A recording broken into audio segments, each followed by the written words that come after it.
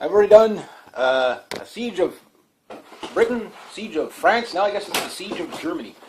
It's about almost 9 o'clock in the morning. Sorry about the messy hair. Look, I got a hat. There you go. All right, so yeah, another 10th Crusade video. Every time I go to town, I'm like, everything's going to happen when I go to town. And so I'm in town and doing my course there for the motorcycle, which is, another couple of weeks of this, and then everything will be back to normal. And then all my courses for the week are done. So anyway, I'll keep you updated on Motorcycle X and stuff like that. But I go to town again this weekend, and I'm going to be in town for another couple of days. And I only wonder exactly how crazy the world's going to go in that time. And it sure didn't disappoint in the past 3-4 weeks. It's been pretty much attack after attack after attack after attack. There was another one this morning. We'll wait and see. But if we had to guess a hunch of who the perpetrator is going to be, you know what I mean?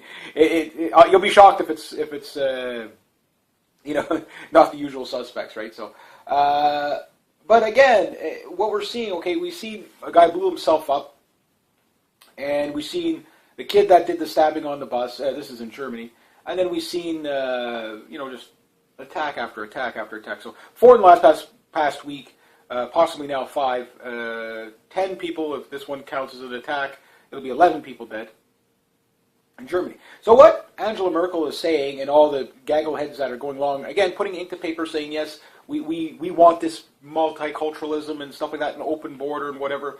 What they're saying is that they're willing to sacrifice their own citizens to make multiculturalism work. I think it's just the price is too steep. It is too steep. So at this point, with that many people flooded in, I mean, the damage is done. The crusade is inevitable at this point. Now, I call it a crusade. Some people don't know what to call it, but there are other people out there that are kind of calling it, they're starting to say the things I'm saying, they just don't label it the way I label it. I label it as a crusade because it's a metaphor that most people can grasp really easy. If you look at it, again, I know it's not every Muslim, and the argument, well, it doesn't speak for Islam. It doesn't really matter. It's people that come from the Muslim world that do that. Like they're saying, well, see, ISIS hasn't claimed responsibility for XYZ attack, so therefore, it's just an isolated incident that has nothing to do with nothing. Well, it doesn't. If it was sporadic, you would see people from all walks of life. You would see Germans doing this, you would see the French doing this, you would see British doing this on the frequency that we're seeing it. But we're not. We're seeing basically Arabs from the Muslim world. Most of the Muslims, even if they're not devout Muslims 100%, it just seems it's in the breed. And again, I know it's not all of them, but you would just have to look at the countries they're coming from. They're war-torn. They're backwards countries. These countries are in shambles. You're going to have a lot of messed up people coming from there. And you have to vet that. The bigger blame to me isn't really the attackers themselves. It's more the people who let them in for political correctness. I've said this. We live in a time that is way too dangerous to be politically correct now. People are dying. And I say 10th Crusade, some people might say culture clash. Some people might say culture clash. Other people will say civil uprising, whatever.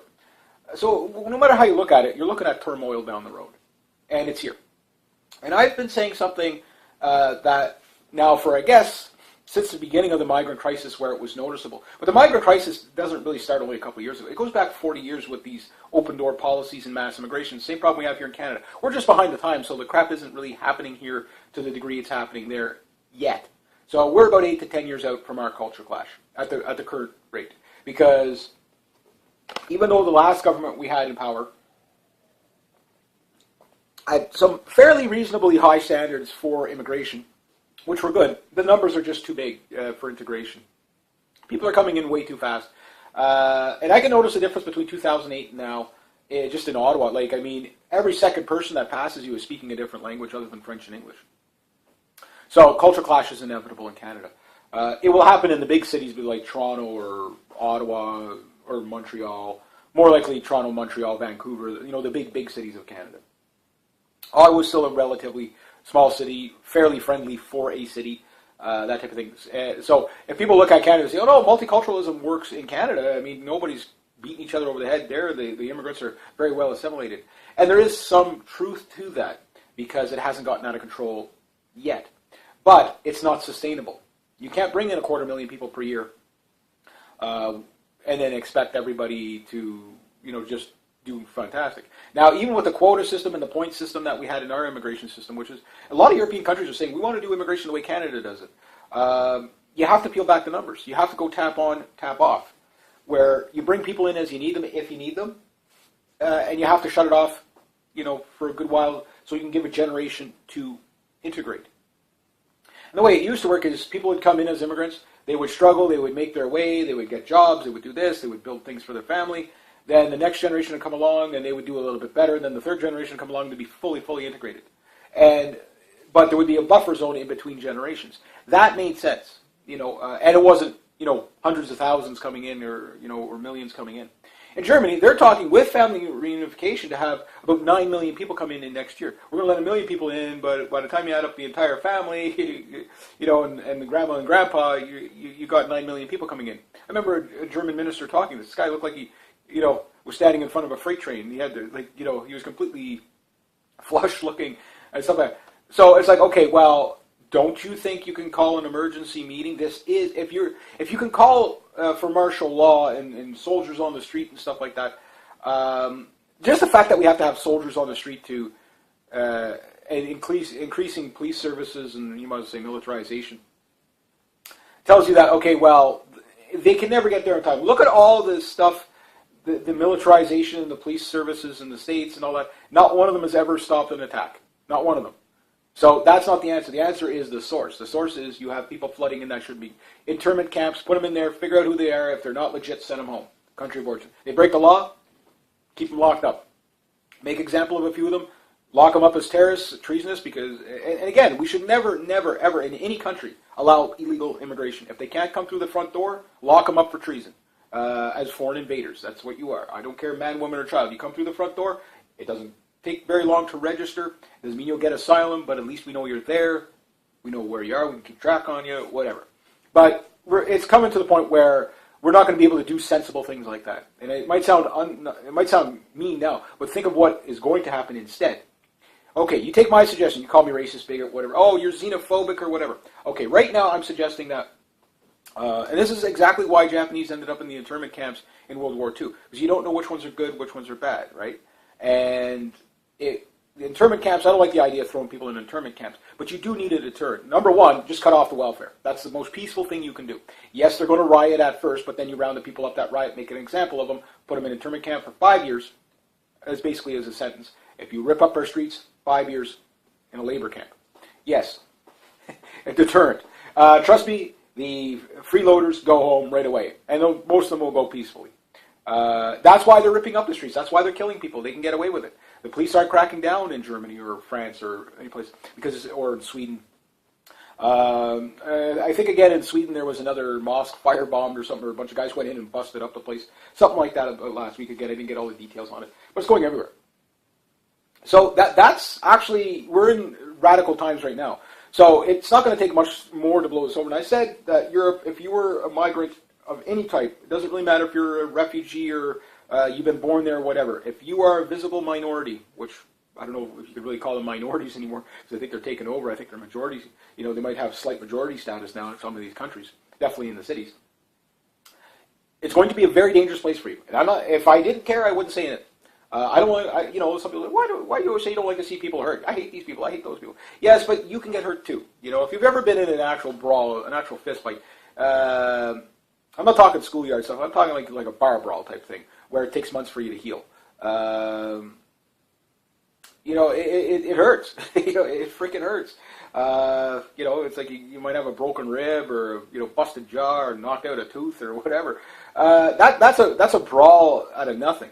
That's a lot different from people trying to kill you, So if you don't like being in that kind of stuff, then trust me. I know it seems, for some it might seem romantic now that, yeah, I can't wait till this kicks off, I'm going to go out and kick some ass, But then again, yeah, you might go through it, no problem, kicking ass, when the crusade really kicks off. I'm still predicting England as the major crusade. But the thing is, your loved ones could be subjected to this too.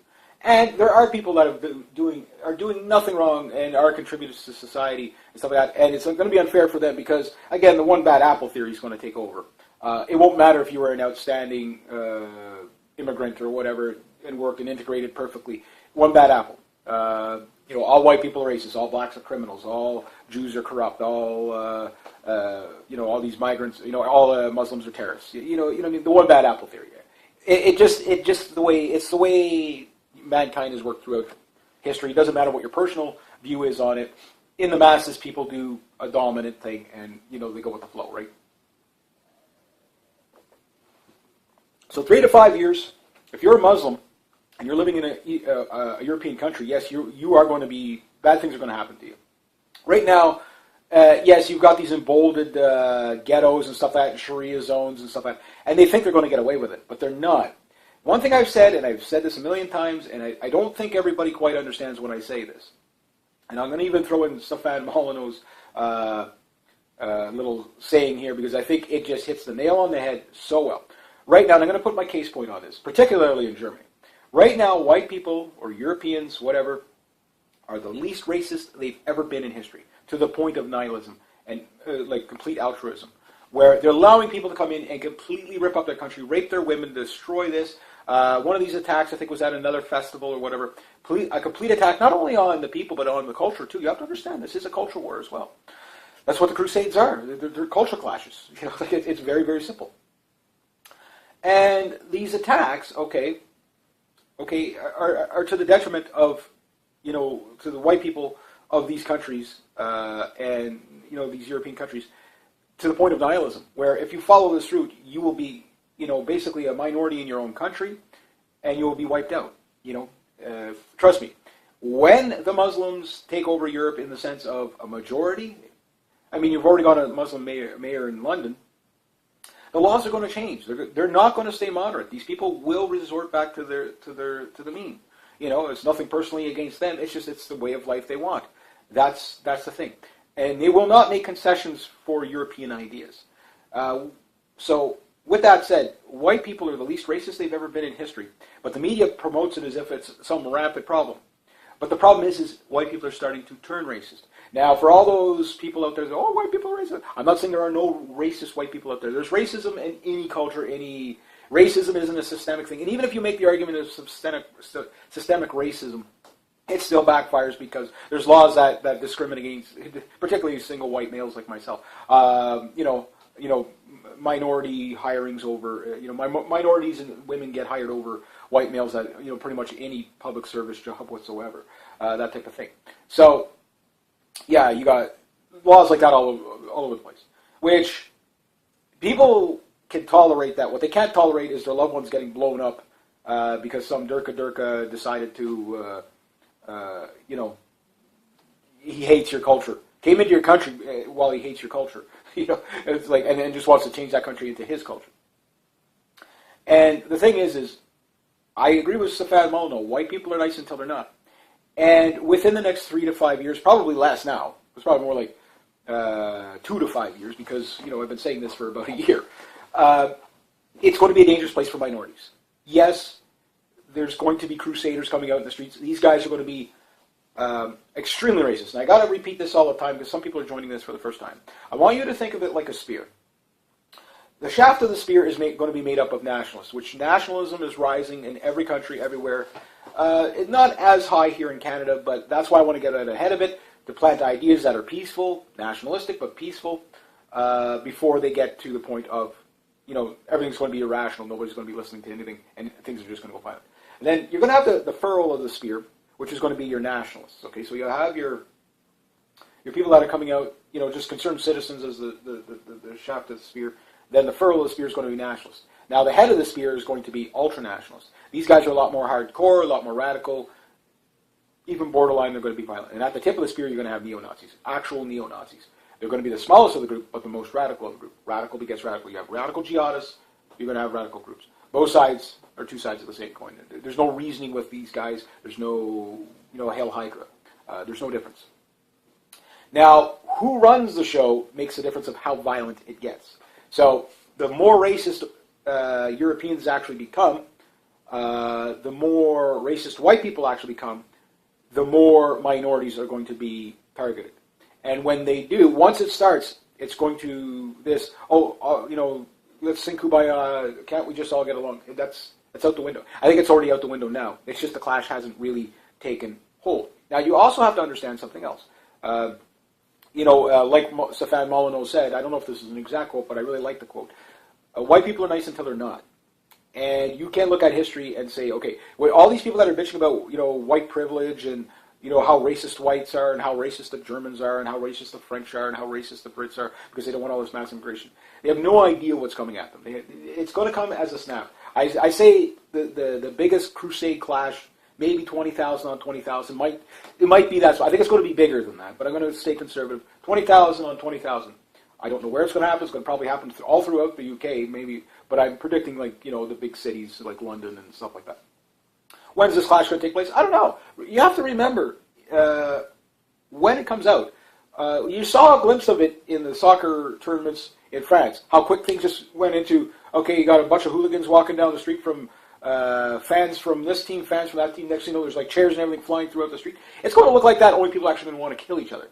There's going to be guns, knives, baseball bats, bottles, lamps. People are going to be killing each other with any object. They can have bare hands, chains, everything. There's going to be soldiers in the streets shooting citizens left, right, and center. Molotov cocktails, homemade trebuchets. It's going to be a siege. It's going to look medieval. You might even see swords. You might even see guys in actual dressed up as Templars. You're not going to see too many of those. Just the LARP guys, I guess, or the reenactors.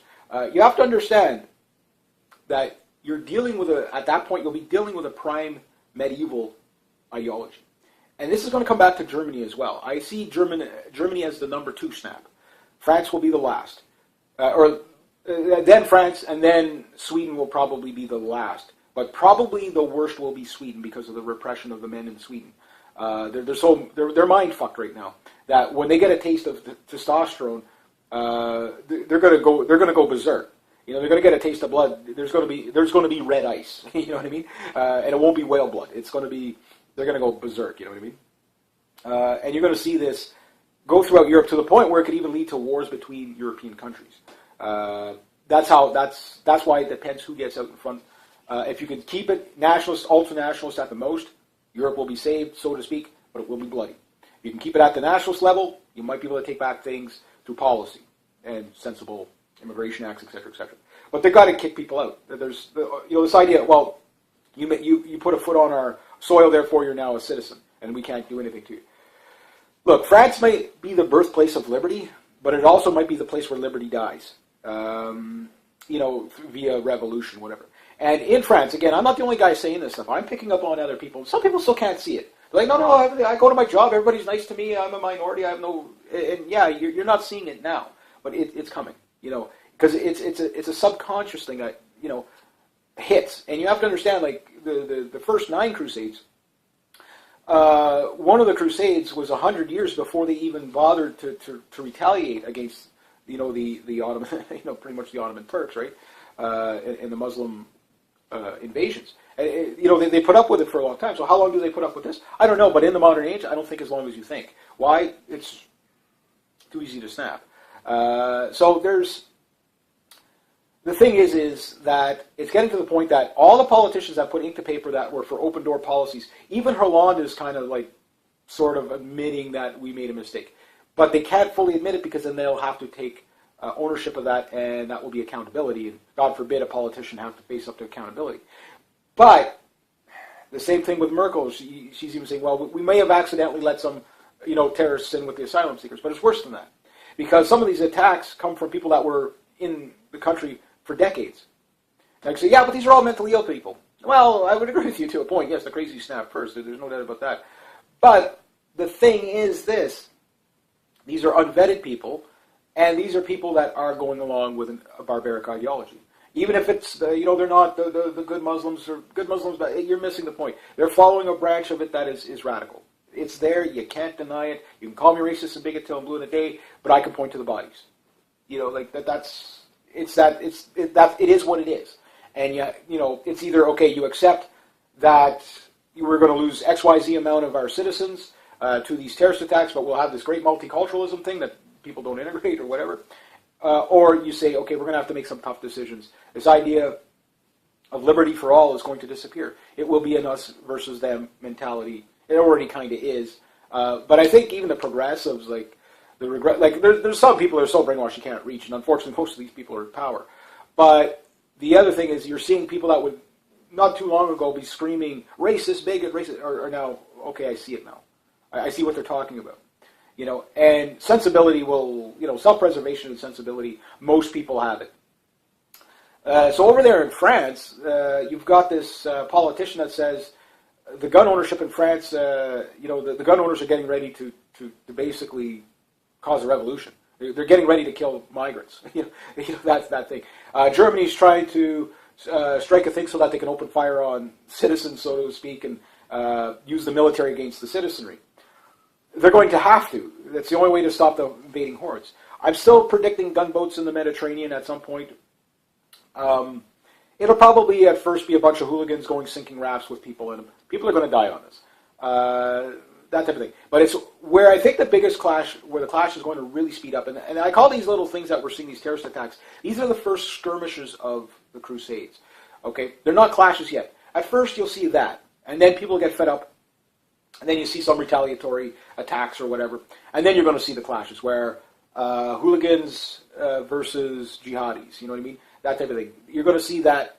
It'll be in small pockets. And then it'll be just a crazy snap over what incident. I'd predict something like, picture like a 4-year-old blue-eyed, blonde-haired British girl getting beheaded, Allah Akbar, right in the middle of London Square or something like that. Right in front of the, something like that's going to happen. It'll create a snap. They're going to do that. If they're willing to, cut off the head of a grown man, soldiers and stuff like that, it's only a matter of time before they work the children. They do this in the Middle East. They cut the heads off of Middle Eastern kids and stuff like that all the time. Again, that's what we're dealing with. Is it every one of them? No, but the ones that are doing it are going to do it. The thing is this idea that nobody would ever do that. Well, you can't think of the way you think. You got to think about how the barbarians are thinking. And again, they're encouraged to do this. They've got free reign. In Sweden, basically they're telling the women to wear niqabs and hijabs so that they don't get raped. Don't go outside after 11. That type of thing. Get somebody to walk you home. Basically, it's a siege of cultures. It's a siege of Sweden. It's a siege of France. It's a siege of Germany. It's a siege of Britain through political correctness and multiculturalism. But what happens, this is one thing that the phenomenon of Donald Trump is, even if he's a puppet, he is killing freedom of speech. Now the problem with that is some people might be more willing to go along with authoritarianism to a great degree, and unfortunately some authoritarianism is going to be needed in small doses. Number one, you need to kick these people out of your countries, repatriate them, send them packing. Here's the border, you came across in a raft, you're going back in a raft. Don't let them into your country. Put them in internment camps, cut off the welfare. If they don't come through the front door legally, they don't get anything. If they break the law while they're there, you punish them for acts of terrorism, and you crack down on them. And that'll send the majority of the people home. And the ones that are violent and want to stay, like these Sharia no-go zones, they have to be taken apart. There can be no more immigration to those areas. The reason being is it's going to be violent no matter which way you go at this point. I mean, it already is, right? So, is there an easy solution? No, it's going to be a tough solution. These people, some of them, yes, you're going to have to discriminate. Why? We need to know who's in the country. It's the Muslim population that's doing it. It's not the Vietnamese population that's doing this. It's not the the Hindu population that's doing it. It's not the the Polish populations that are doing all these crazy attacks. And I'm sure there's plenty of insane people that are Polish and Lithuanian and stuff like that are migrants and whatever that come in, but yet you never hear from them. It always seems to be an Arab Muslim guy. It is what it is. Call me racist and bigot, but and yes, I get it. You could see, yes, if the U.S. foreign policy on behalf of the Greater Israel Project did not get involved in the Middle East, we wouldn't have this migrant crisis. So yes, accountability does need to go up. You could start with guys like Henry Kissinger, Zebra Brzezinski, George Soros, David Rockefeller, pick a Rothschild, and the list goes on. Clintons, Obamas, Bushes, get them. Blair, get them. And Cameron, get him. All these people that have forced this hand to happen. And, of course, we have to alienate Israel. Screw Israel. It's us or them. They're going to get everybody killed. The Israeli government is complete, utter evil. And because of their policies and using NATO and the U.S. basically following, and all those people say, well, Obama doesn't like Israel. He's doing everything they want. It's controlled opposition. If you understand what the Greater Israel Project is, you understand what's going on in the Middle East. It's about the petrodollar, never the women and children and democracy. It's never about that stuff. In short, the migrant crisis was manufactured. And why it was manufactured? Well, there's a few things. You can blame the collapse of the Eurozone on the migrant crisis. So the banks don't get the blame for it. It sets us up for a 2018 one world currency like the Rothschild Economist magazine predicted back in 1998. Right on the cover of the magazine. And they're already making commercials right now of a cashless society. And some countries have already, I think in the Netherlands. If you're from there, let me know if they've already pushed this cashless society idea. Complete lockdown and control. Now the thing is the problem is people are catching on to who the players are. Your Bilderbergers, your Rothschilds, your New American Century, League of Rome, the Committee of 300, and it goes on. Trilateral Commission, all these real douchebag things. The United Nations, NATO, they're all one system. It's all one system. That's what people have to understand. And again, the world being busted into two empires: the transatlantic, Anglo-American, Europe, Canada, the United States, North American petrodollar versus the Eurasian Pacific Empire, which is Russia, China, India, and the BRICS, and et cetera, et cetera. And that side. So these two empires are fighting. We're the little pawns, monkey in the middle, right? So I think people need to really understand it that way. But while that's going on, yes, the culture clash is coming. So will the French people start shooting at migrants? I think at some point, yes, they will. But that won't be the clash. The clash is when, there's such rage of people that they're just killing each other in the streets. And again, I predict England first for the snap. I don't know why I predict England. Things could change, but they've got a Muslim mayor in London. Things they're not changing in the right direction. They're changing in the direction that will lead to destabilization. Maybe the guy might be a saint. Maybe the guy might be the best mayor in history for London. Fine. But you're missing the point. It's a culture clash. It doesn't matter if he's good or not. One bad apple theory, right? And it's not what I think. It's what I'm seeing. I'm just the messenger, That said, again, there's so many attacks in France. I guess Germany and France are now in competition to see who can have more terrorist attacks. They're just going to get worse. They're just getting worse. The thing is the accountability isn't going to be, okay, Merkel, you're fired. No, this lady she should be put on trial for treason and then shot. That's the way most people are thinking right now. And that's for most of these politicians. You fucked up our country. And if they don't restore rule of law, well, it'll be a pitchfork revolution either way. Which, again, you're seeing people, like, when did you ever hear of the French getting ready to take up arms against their government in the past 100 years? You know what I mean? It's not, the French are pretty docile in a lot of ways. They put up with, it's amazing what they put up with. It's amazing what most countries are putting up with right now. Heck, even here in Canada, as reasonable as we are, and everybody, still, everything's pretty good here. But it's starting here. I see the fringe elements. We're just behind the times. But a revolt in Canada, a lot of people really don't understand Canadian culture because they don't think we have one. But yeah, we do. We have a big time culture here. And if you understand Canadian history, it wouldn't take much for a revolt here. It doesn't take much for. It's just Canadians, we're nice until we're not nice. That's the way we are here. How much would we be putting up with what Germany and France put up? We'd probably put up with about that much, sure. And our snapping point would probably be a little bit further down. Because, again, you have to understand, the culture here, people have been so domesticated in Europe and Canada, the United States, to the point where they're so used to rule of law that they still fear it. It's when people stop fearing the rule of law, that's when the bad things are going to happen. I'm not calling for this stuff to happen. I'm just saying, if you can't see it coming, I don't know what to tell you. More police security is not going to work. They have to start kicking migrants out. They have to start rounding these people up, sending them home, putting them in internment camps. And the thing is you have to understand, all these migrants that flood in, that are there, and all these ones that are, even the ones that are born there, that didn't integrate, all these little communities, these little ghetto zones, and the Sharia zones and all that, when the Crusades start, those places get burnt down to the ground with people in them. It will be an ethnic cleansing. Those people, like I'm even thinking about, yeah, okay, some of these migrants are assholes, whatever, but I understand there's a lot of good people within them that really just need help. They just want jobs. They just want this. That's why I say 3 to 5 years, visible minority, you're just going to be thrown all in one class. Have a plan B to get out, because there's going to be a point where you can't get out of Europe. You'll be hunted down and killed. Why? Because when those war dogs are released and they get a taste of blood, that spear, that nationalist spear, is going to be extremely violent. And if it's the tip of that spear guiding it, the neo-Nazis, well, you're all dead. You're all dead.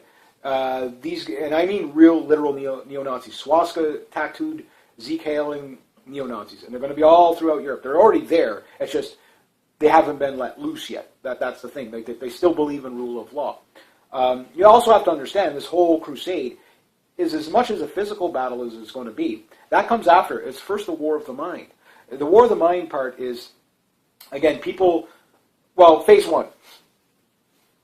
Anybody that doesn't welcome in these refugees is just a horrible person.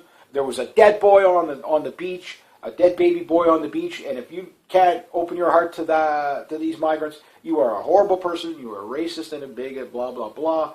You're not politically correct. You're white privilege. All that stuff.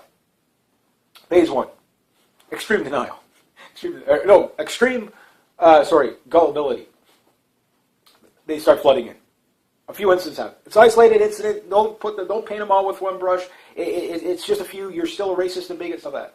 And then we see a turning point to a phase 2, which is the best incident I can use is Cologne, Germany. And I don't know how many incidents after that now.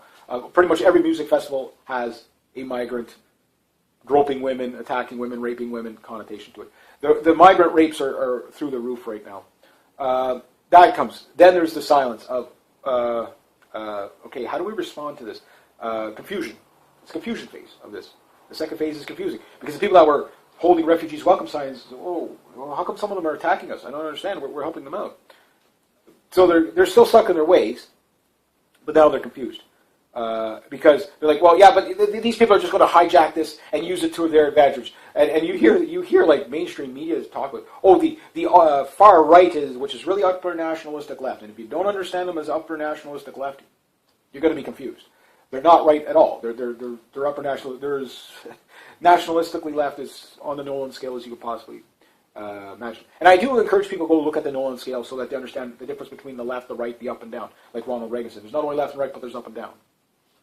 You can be left-wing, right-wing, authoritarian or libertarian, right? So it's on each side of the aisle. So it is kind of weird.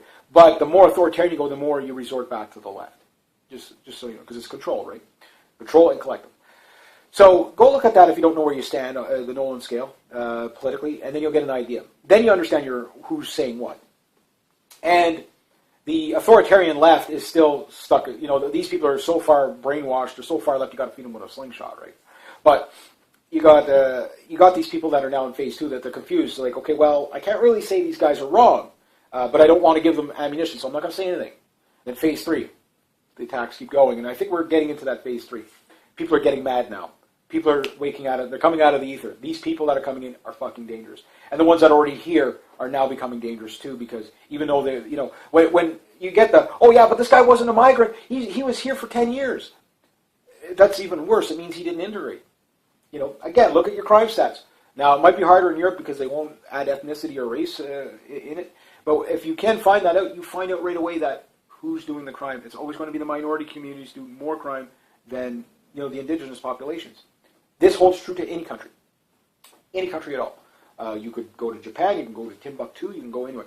It's usually, any multicultural country anyway, it's going to be the minorities that create the most crime. It just is what it is. Why is it that way? I don't know. It is what it is. And when you try to say, well, it's because of poverty, it's because of white privilege, it's because these things aren't working. The arguments aren't working because they're not true.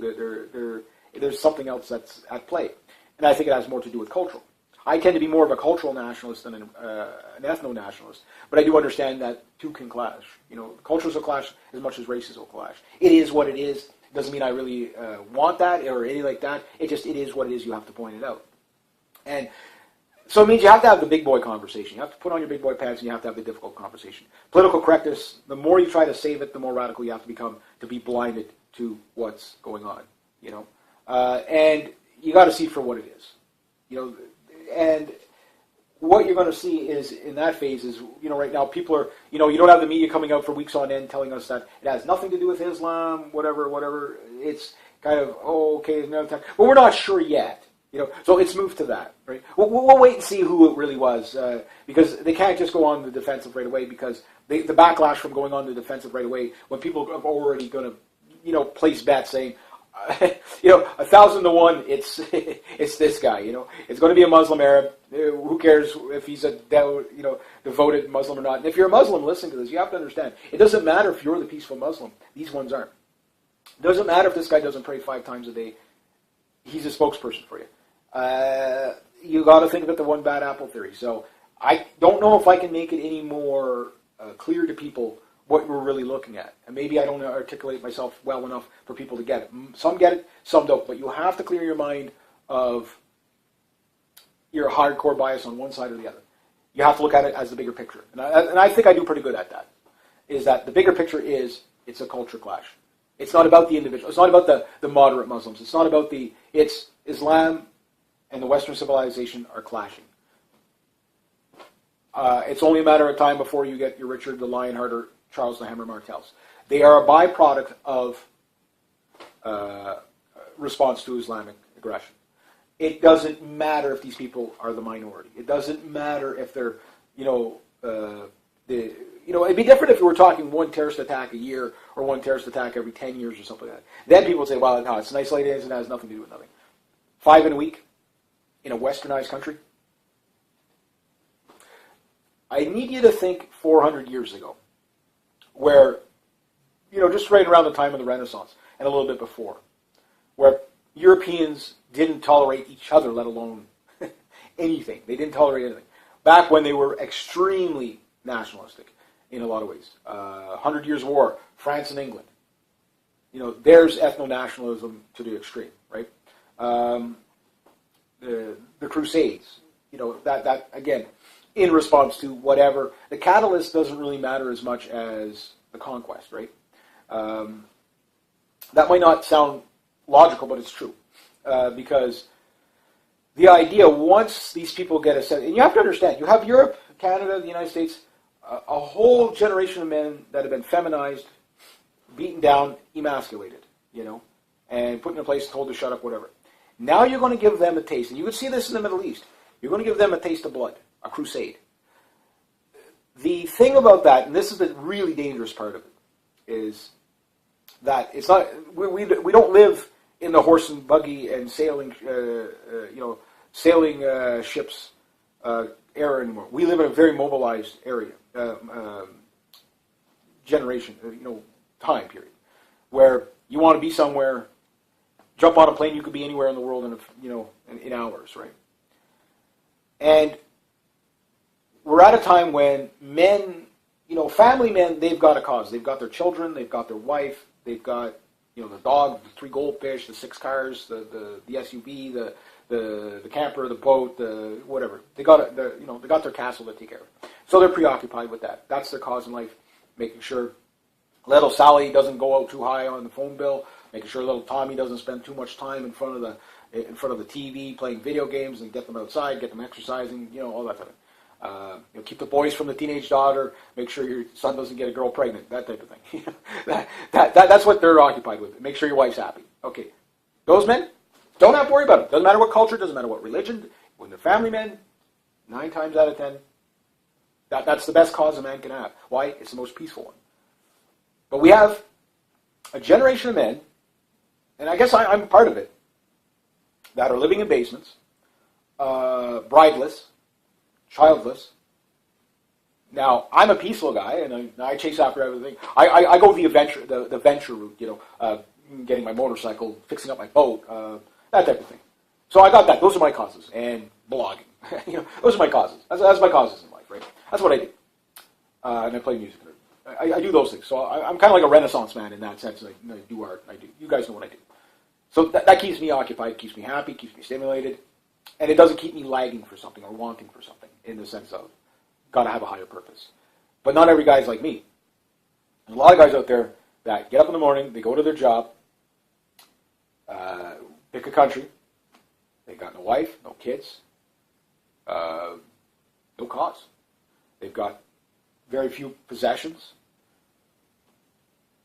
and they're bored. They're completely bored. Yes, boredom is a very dangerous thing. Now, something's coming down the pipe where they're going to go out in the street and meet other alienated men, young men, that are in a kind of mode. They're going to be empowered by that. You saw this in the soccer thing. This is what I'm talking about, the Crusaders, how they unite. And you can see how those men unite over soccer, right? And you see how tribalistic they become. They're singing. They're higher than life. Yeah, they're drunk as shit. But they're euphorically bonded as a brotherhood. And there's where your danger is. There's where the penguin effect, as I often refer to, the one penguin that jumps off the iceberg, said, "Come on in, the water's fine, there's no killer whales or sea lions to eat us," and the rest jump in.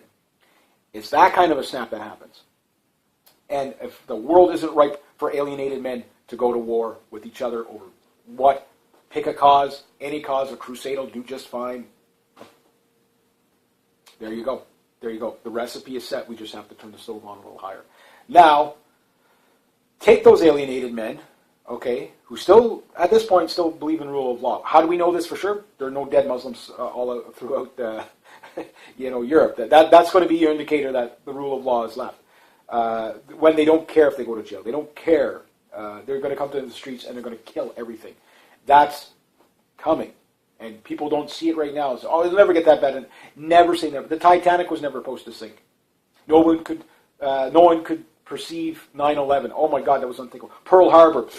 You know what I mean? Yes, these things are migrant crisis, crusade. It's manufactured. Oh, we never saw it coming. You're not paying attention. And that's why I tell people, like, when you see it happen, get out of the way if you want to stay safe for you and your family. And I know some of you are going to jump in on it, but it's going to be bad. It will get, once the Muslims pretty much have been expelled for umpteenth time via crusade from Europe, and they will be, because it will go very ethno-nationalist, meaning, you're going to see basically, Europeans turning on each other once they're that charged up. So it won't be much different than like 400 years ago. The only difference is there might be respected boundaries between Europeans, but there'll be no respected boundaries between the Middle Easterns. Turkey will be invaded by Europe at some point in this century. And it will be brutal from this crusade. The Middle East has already got a bad shake at the deal here, but if ethno-nationalism grows to the crusade clashes, again, some crusades only lasted a few years, some lasted 100, right? We don't know. But I do know this: the further down that tip of the spear we go, particularly if you have the neo-Nazis running the show, and you can see them, they're there, they're small.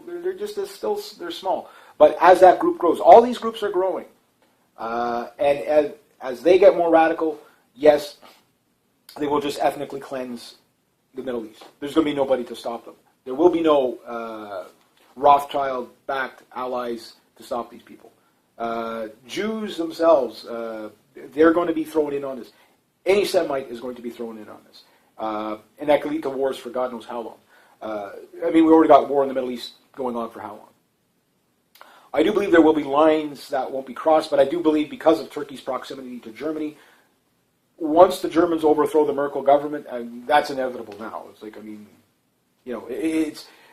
I doubt it'll even make it to an election. It's getting to the point where, you got German people, again, after World War II that have been beaten down, neutered, and, completely, don't you dare be nationalistic in any way because you'll be a spawn of Hitler.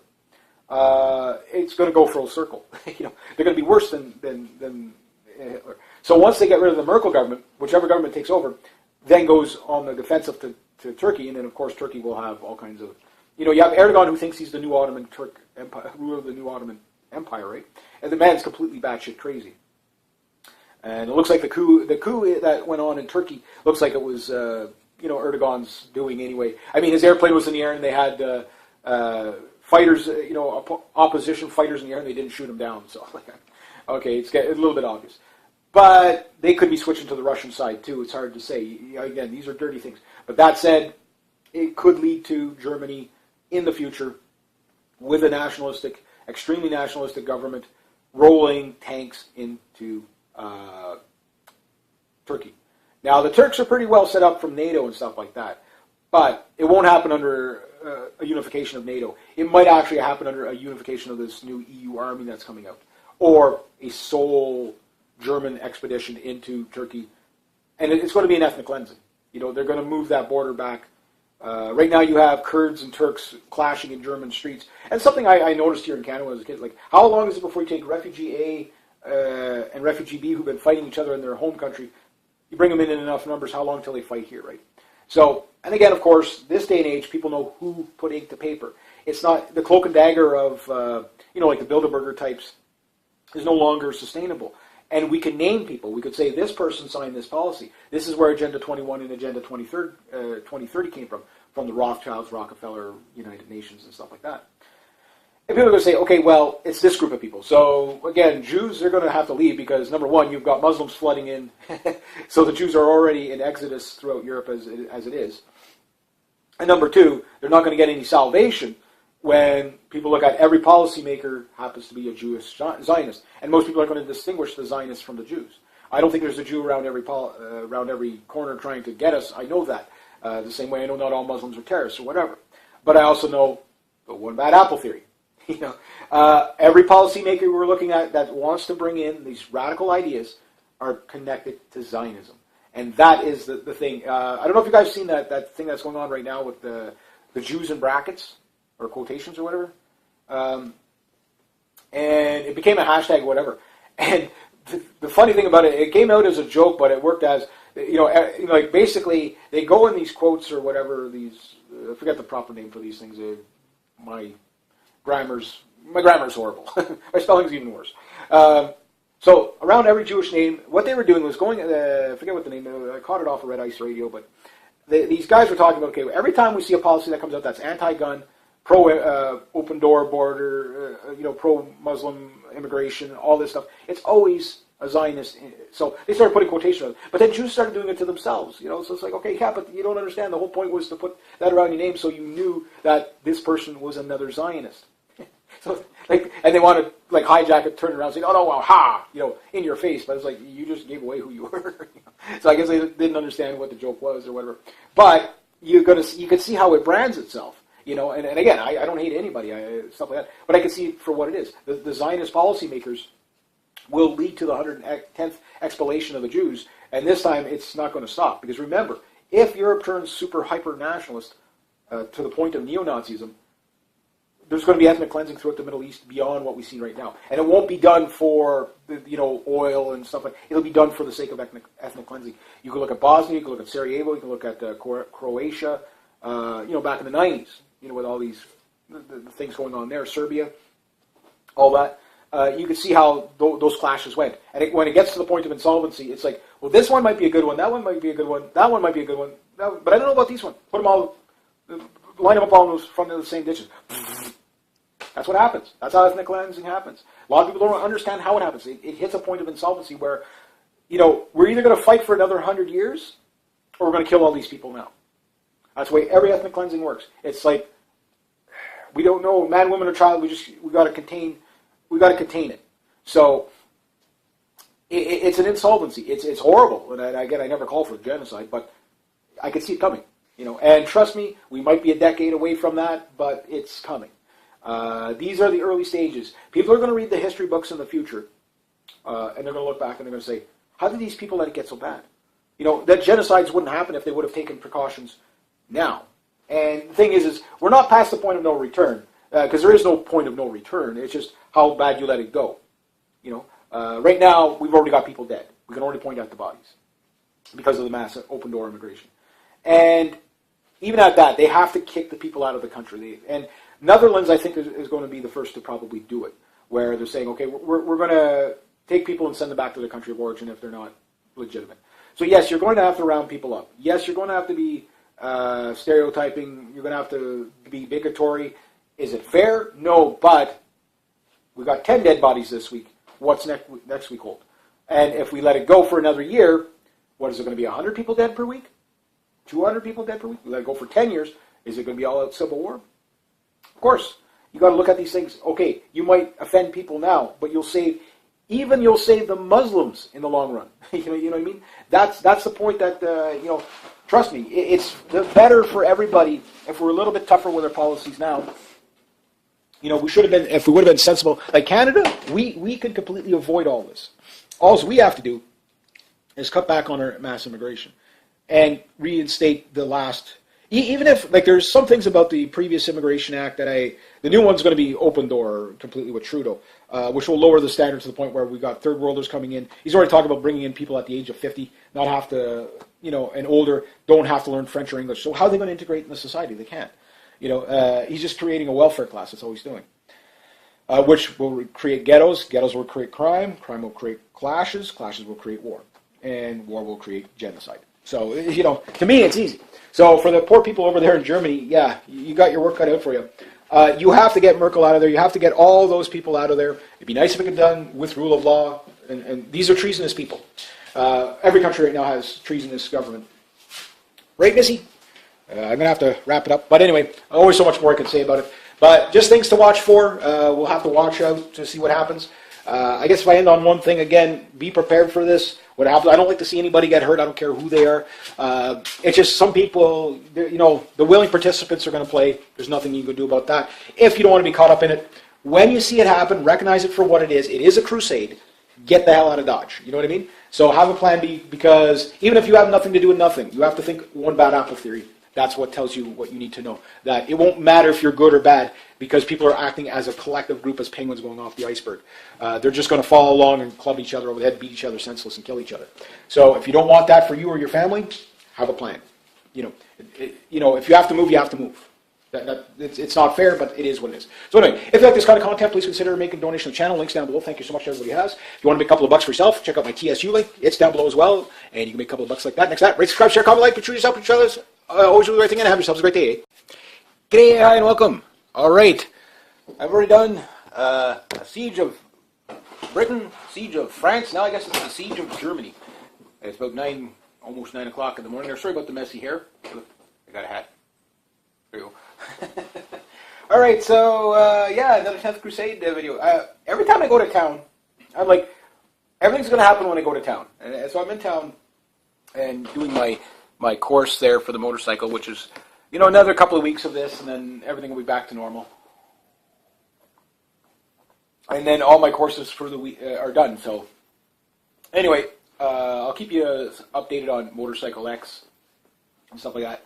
But I go to town again this weekend, and I'm going to be in town for another couple of days, and I only wonder exactly how crazy the world's going to go in that time. And it sure didn't disappoint in the past 3-4 weeks. It's been pretty much attack after attack after attack after attack. There was another one this morning. We'll wait and see. But if we had to guess a hunch of who the perpetrator is going to be, you know what I mean?